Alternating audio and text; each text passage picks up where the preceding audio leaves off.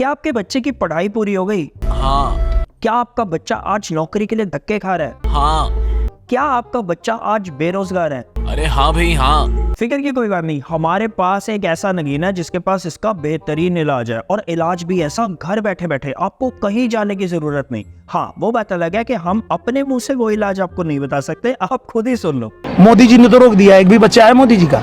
बताओ कोई, एक भी बच्चा है योगी जी का? तो योगी जी, मोदी जी तो बेरोजगारी रोक दिए कि भाई नहीं, हम नहीं बढ़ाएंगे। तो बढ़ा कौन रहा है ये बेरोजगारी?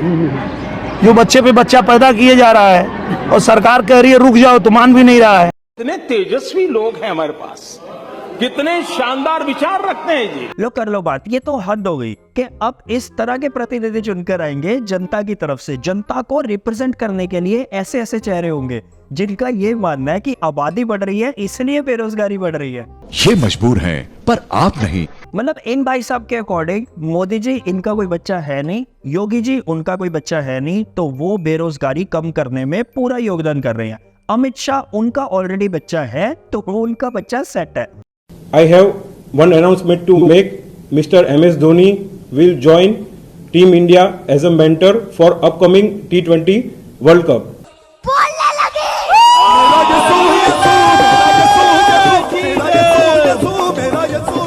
और बचे आप तब सेट हो गए लाइफ में जब आप अपने परिवार के अंदर उनको बैठकर ये चीज समझाओगे कि वो फैमिली प्लानिंग की तरफ ध्यान दे। हम जब भी इस तरह के कैरेक्टर देखते हैं ना, खासकर राजनीति के अंदर, तो हमें बहुत फिक्र होती है आम जनता की। क्या ही बनने वाला है उनका, क्या ही भविष्य होने वाला है उनका। सोच लो मैं कितनी खतरनाक हूँ। और ऊपर से हमें ये समझ में नहीं आता कि बीजेपी को क्या हो गया है। वो आजकल किसी को भी उठाकर टिकट बांट रही है। ये कम थी जो अब ये भाई साहब मैदान में उतर आए, और आप ये सोचते हो कि ये जीत कर आएंगे और आपकी भलाई के लिए नई नई पॉलिसीज बनाएंगे, देश सेवा में अपना योगदान करेंगे। कितने बोले हो आप। जो लोग आपको ये कहते हैं कि इस देश में बेरोजगारी बढ़ रही है, उनको बताइए कि रोजगार का जो है इतना है। अब इतने के बाद जो तुम जनसंख्या बढ़ा रहे हो, वो बेरोजगारी बढ़ रही है। आप क्रोनोलॉजी समझ लीजिए। जाग जाओ, अब टाइम आ गया, वरना इस तरह के प्रतिनिधि आ रहे हैं राजनीति के मैदान में, और आप खुद ही सोच लो क्या भविष्य होने वाला है आपका, आपके बच्चों का। हम भी फकीर, आप भी फकीर, और अब शुरू हो गई है फकीरी टू मच।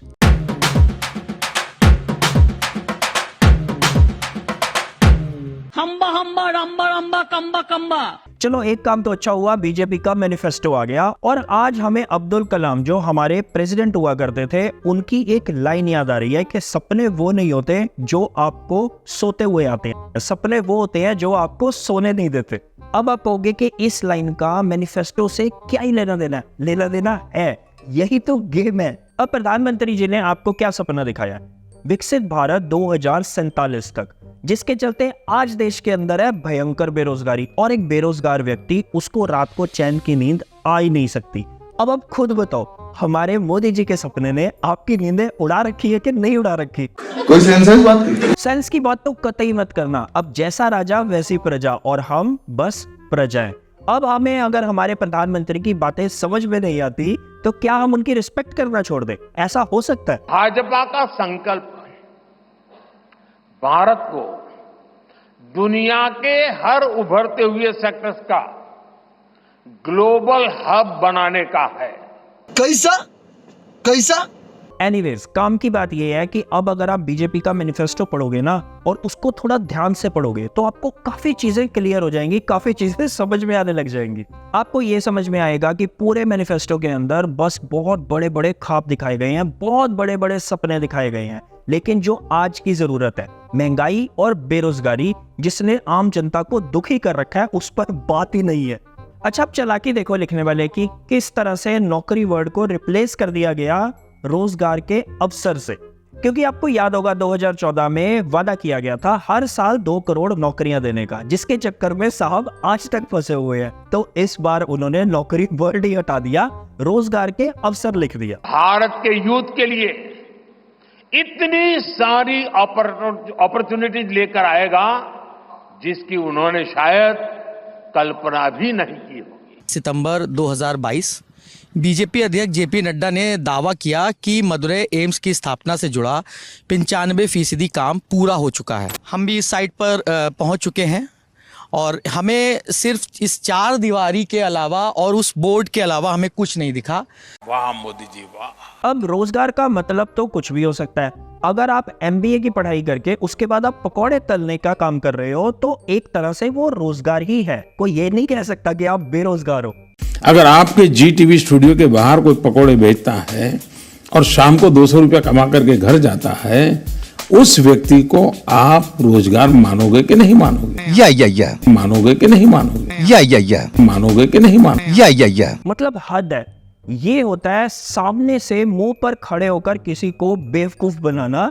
और आप हमें समझ में नहीं लगता कब से इतने बेवकूफ हो गए कि आपको ये चीजें दिखती नहीं, आपको ये चीजें समझ ही नहीं आती। हम आम आदमी हैं, हमारे पास पैसा नहीं है। 10 साल में 20 करोड़ नौकरियां होनी थी। अगर वो वादा पूरा किया जाता हर साल 2 करोड़ नौकरी का, तो 10 साल में 20 करोड़ नौकरियां तो बहुत दूर की बात है। आंकड़ा तक नहीं है सरकार के पास कि कितनी नौकरियां दी गई हैं। आज की रियलिटी ये है कि सरकार अपनी मैनिफेस्टो के अंदर नौकरी की बात तो नहीं करती, लेकिन पेपर लीक होने के ऊपर कानून बनाने को वो तैयार है, वो भी सख्त वाला। वैसे जहां तक हमें याद है पिछले 9 साल से यही सरकार कंटिन्यूटी में चलती आ रही है। तो अगर लॉ ही बनाना था तो अब तक क्यों नहीं बना? शायद सरकार अब तक समझ रही थी कि पेपर लीक की पूरी स्ट्रेटेजी क्या होती है, किस तरह से पेपर लीक होता है, कौन कौन से लोग इसके अंदर इन्वॉल्व होते हैं। ये चीज समझने में सरकार को 9 साल लग गए। अब जब समझ आ गई है तो अब नया वाला कानून आ जाएगा।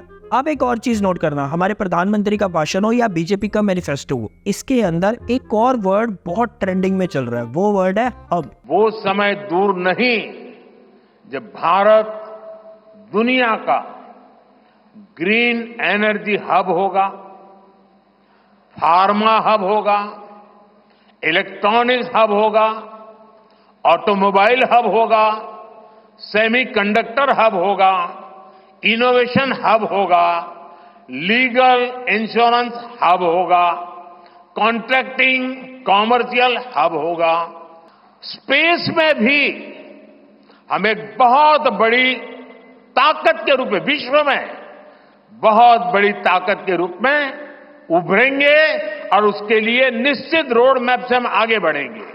लो कर लो बात। हमारे प्रधानमंत्री हब की बात करते करते ये हब बनाना है, वो हब बनाना है, इसकी बात करते करते स्पेस तक पहुंच गए। नहीं, अच्छा, स्पेस की बात होनी चाहिए, बहुत अच्छी बात है, ऐसा नहीं है। हमें तरक्की की राह पर आगे बढ़ना चाहिए। लेकिन प्रॉब्लम क्या है ना, हम आम इंसान हैं, हम रहते हैं धरती पर, और एक आम आदमी, उसने ना कभी चांद पर जाना है, ना उसने चांद पर जाकर बसना है। उसको क्या चाहिए? उसको चाहिए 3 टाइम की रोटी, कपड़ा और सर पर एक छत। वो इसी के अंदर खुश हो जाएगा, इसी के अंदर संतुष्ट हो जाएगा। फिर चाहे आप किसी और ग्रह पर जाकर ही क्यों ना कब्जा करो, एक आम आदमी को क्या ही फर्क पड़ने वाला है।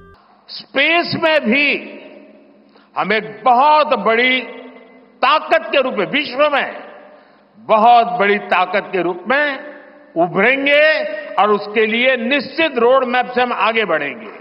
अगर एक आम आदमी को फर्क पड़ेगा ना, तो एक आम आदमी को फर्क पड़ेगा इस तरह की रिपोर्ट जब बाहर आएगी। जैसा कि हमने इस वीडियो में आपको बताया था, वीडैम की जो रिपोर्ट आई है, जिसके अकॉर्डिंग आज जो एक आम आदमी है उसके लिए सबसे बड़ा पेन पॉइंट क्या है, उसके लिए सबसे बड़ा मुद्दा आज की डेट में क्या है? महंगाई और बेरोजगारी। अब अगर आप इस मेन मुद्दे को छोड़कर फालतू की हर चीज के ऊपर बात करोगे तो फिर बताओ कैसे चलेगा? मोदी जी आप खुद समझाओ कैसे चलेगा। हमको नहीं पता। और एक तो आप मानते भी नहीं हो कि हाँ, सरकार ने पिछले 10 साल में नौकरी के सेक्टर में महंगाई के ऊपर कुछ खास काम नहीं किया है। नहीं, मुझे मजाक नहीं उड़वाना अपनी चीज का, मैं नहीं बताऊंगा। और अब ऊपर से इलेक्टोरल बॉन्ड का स्कैम और बाहर आ गया। अब एक आम आदमी का बताओ मोदी जी, दिल टूटेगा कि नहीं टूटेगा? उसको बुरा लगेगा कि नहीं लगेगा? हमको कुछ नहीं पता। वैसे वी नो, अब आम जनता ये कहेगी कि कांग्रेस का भी तो मैनिफेस्टो बाहर आया है और पार्टीज का भी तो मैनिफेस्टो बाहर आया है, उसके ऊपर कोई बात क्यों नहीं कर रहे हैं? हम उसके ऊपर बात करें तो क्या करें? वो बेचारे पिछले 9 साल से ऑपोजिशन में बैठे हुए हैं और अब उनके खाते अलग से बंद कर दिए गए हैं। इलेक्शन कमीशन उनकी नहीं सुन रहा, ईडी उनके पीछे हाथ धोकर पड़ी हुई है, इनकम टैक्स उनके ऊपर नोटिस पर नोटिस मार रहा है। अब हम गोदी मीडिया तो है नहीं और ना ही हमारे प्रधानमंत्री से हमें कभी भी कोई अवार्ड मिलने वाला है। तो इसलिए हम सोचते हैं कि हम सिर्फ सच के ऊपर ही बात कर लेते हैं, इतना ही बहुत है। सच क्या है उसके लिए आप ये रिपोर्ट देखो जो डेटा फॉर इंडिया के अंदर छपी है। इस रिपोर्ट के अकॉर्डिंग चाइना के अंदर 55% लोग ऐसे हैं जो सैलरीड जॉब्स करते हैं, 58% है श्रीलंका के अंदर, मोर देन 90% यूएस के अंदर सैलरीड जॉब करते हैं, और इंडिया के अंदर कितने करते हैं, सिर्फ 20%। तकरीबन 20 मिलियन लोग आज ऐसे हैं जो काम ढूंढ रहे हैं, जो काम करना चाहते हैं पर उनको काम ही नहीं मिल रहा। इससे ज्यादा हैरानी की एक और बात है कि आज इंडिया के अंदर पढ़े लिखे बेरोजगारों की संख्या कहीं ज्यादा है एज कंपेयर टू जो कम पढ़े लिखे हैं उनसे। इसके अलावा और बहुत कुछ है इस रिपोर्ट में पढ़ने के लिए, तो इसीलिए टाइम लगे तो गोदी मीडिया मत देखो, उसकी जगह ये रिपोर्ट पढ़ लो। इसका लिंक हम नीचे डिस्क्रिप्शन बॉक्स में दे देंगे ताकि आप जाकर इस रिपोर्ट को खुद पढ़ सको। इसी तरह CMIE का भी डेटा आया है जिसके अकॉर्डिंग भारत के अंदर बेरोजगारी 8.3% पर पहुंच गई है 6.8% से। जितनी भी पार्टीज हैं जिन्होंने मैनिफेस्टो रिलीज किया है सभी ने बेरोजगारी के ऊपर बात की है, सभी ने महंगाई के ऊपर बात की है और सभी ने उसका सोल्यूशन देने की कोशिश की है। मतलब उन्होंने आज के जो युवा है, आज का जो यूथ है, उसकी प्रॉब्लम को समझने की कोशिश की है। लेकिन वहीं दूसरी तरफ बीजेपी का मैनिफेस्टो पढ़कर ऐसा लगता है कि शायद बीजेपी को आज इससे कोई फर्क ही नहीं पड़ रहा, हमारे प्रधानमंत्री को इससे कोई फर्क ही नहीं पड़ रहा कि कितनी भयंकर बेरोजगारी है भारत के अंदर। इजराइल और फिलिस्तीन के बीच में जो युद्ध चल रहा है या रूस और यूक्रेन के बीच में युद्ध चल रहा है, आप भी तो देखो कि आप कहां पे हैं। आप उनकी सेना में भर्ती नहीं हो सकते, आपको उसमें भर्ती भी नहीं होना है, लेकिन वहां पे जो तोड़फोड़ हो रही है तो इस तोड़फोड़ में आप भी देखो ना, 30,000 रुपये महीना कमाएगा, वही वहां जाएगा 1.5 लाख रुपए महीना वह व्यक्ति कमा के अपने घर भी भेजेगा तो मार्केट पे भी इसके यहीं के मार्केट में उसका असर पड़ेगा ना, यहीं के लोगों को नए रोजगार जनरेट करने में उसका योगदान देगा। लेकिन ये सारी बातें होते हुए भी हम आपको बस इतना ही कहेंगे कि जब भी आप वोट देने जाओगे बस अपनी जेब को देखो, अपने बच्चों को देखो, उनके भविष्य को देखो। आप जो टैक्स दे रहे हो उसके बदले में सरकार आपको क्या दे रही है और कौन सी सरकार है जो आपको सबसे अच्छी फैसिलिटीज दे सकती है। इन चीजों के ऊपर, इन चीजों को दिमाग में रखते हुए वोट करो। बाकी धर्म के चक्कर में फंसकर किसी की शक्ल से इंप्रेस होकर वोट अपना बर्बाद मत करो। ये बड़ी अच्छी बात कही है। हम ये हब बनेंगे, हम वो हब बनेंगे, लेकिन कब बनेंगे इसका कुछ पता नहीं है। अगर आज भूख लगेगी तो खाना आज ही खाना पड़ेगा, 2047 में खाना खाने का कोई मतलब नहीं है। क्या बढ़िया था गुरु। बाकी ये इलेक्शंस का सर्कस एंजॉय करो, अपना बचा कर चलो, मस्त रहो। India is great, be healthy, be happy. बाकी तू बोल दे यार। हम करते हैं सेवा, वो खाता है मेवा, तौबा नाम न उसका लेना, वो झूठा है वोट न उसको देना, बोलो वो झूठा है वोट न उसको देना।